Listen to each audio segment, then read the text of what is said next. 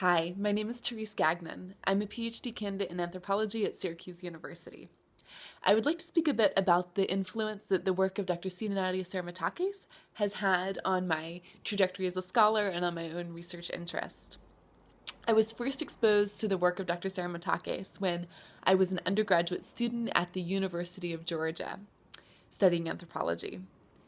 It was in a course entitled Landscapes and Memories, taught by Dr. Nazarea, that I first read the chapter from Dr. Serametakis' edited volume, The Census Still, in which she writes about the disappearance of the Rhodocino peach. And it was that chapter that actually resonated with me on a very deep level in a way that other things I had read previously in anthropology had not. And reading that chapter ended up ultimately influencing my decision to pursue graduate study in anthropology. So Dr. Serametakis' research has influenced my own interest as a scholar in many ways. My current dissertation research is with Karen individuals from southeastern Myanmar, many of whom are refugees and who have come to refugee camps in Thailand and then been resettled to the U.S. So my research asks questions about collective memory and the ways in which Karen individuals are moving with their seeds, plants, and agricultural practices, and what's happening to these practices and to collective memory in exile. So Dr. Serametakis' focus on biodiversity and memory has definitely influenced my work in lots of ways, but also, and perhaps maybe more importantly, her work relating to the sensory politics of the everyday. So this is something that I think she has really contributed tremendously to the field of anthropology with.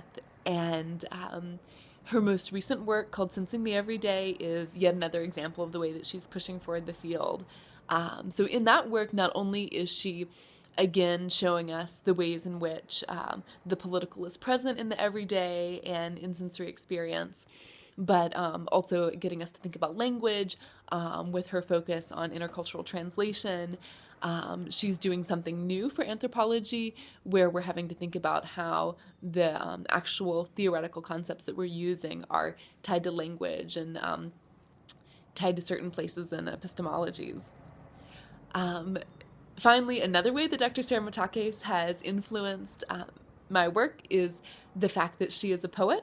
I have had a lifelong interest and passion for writing poetry, but often in graduate school it's easy to leave these literary pursuits by the wayside. So the fact that Dr. Serametakis has continued to write poetry, even while shaping the field of anthropology so much, has encouraged me to pursue poetry as well as my academic career, and in fact to use ethnographic poetry as a means of expressing what I want to express in anthropology. So I just want to say that Dr. Serametakis has not only influenced my own work tremendously, but really shaped so much of the way we think about anthropology today, and has definitely influenced the work of many people who I draw on, whose scholarship I admire.